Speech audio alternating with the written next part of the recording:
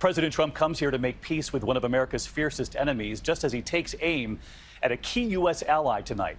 The president comes straight here from a tense meeting with America's staunchest allies. This remarkable photo tonight, so many around the world studying the body language here after the president refused to back down from those stiff tariffs he has now imposed on allies, including Canada. And tonight, the administration's harshest criticism is for Canada's Prime Minister Justin Trudeau, who said after the G7 that his country won't be pushed around. ABC's chief global affairs correspondent Martha Raddatz tonight with the extraordinary war of words unfolding elsewhere. Tonight, President Trump and his top economic advisors attacking one of America's closest allies, accusing Canadian Prime Minister Justin Trudeau of undermining the peace talks with Kim Jong-un. Here's the thing. I mean, he really kind of stabbed us in the back.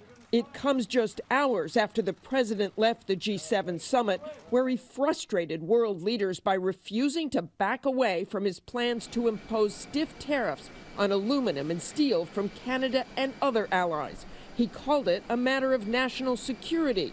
Trudeau called that insulting and vowed to retaliate by slapping tariffs on American goods. It is not something we relish doing, but it is something that we absolutely will do, because Canadians, we're polite, we're reasonable, but we also will not be pushed around.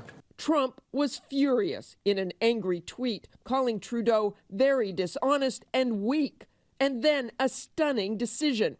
The American president refused to sign the traditional statement of solidarity with the G7 allies, a statement his own team helped draft. Today, the message from the White House: blame Canada. There's a special place in hell for any foreign leader that engages in bad faith diplomacy with President Donald J. Trump and then tries to stab him in the back on the way out the door. The president's top economic advisor calls Trudeau's work a betrayal, a sophomoric political stunt, and a slap in the face. POTUS is not going to let a Canadian prime minister push him around. He is not going to permit any show of weakness on the trip to negotiate with North Korea. Kim must not see American weakness.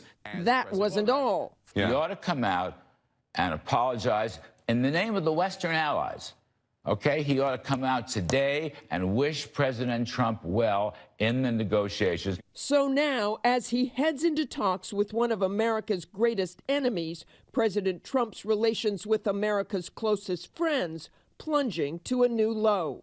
From French President Emmanuel Macron today, a warning: international cooperation cannot depend on fits of anger.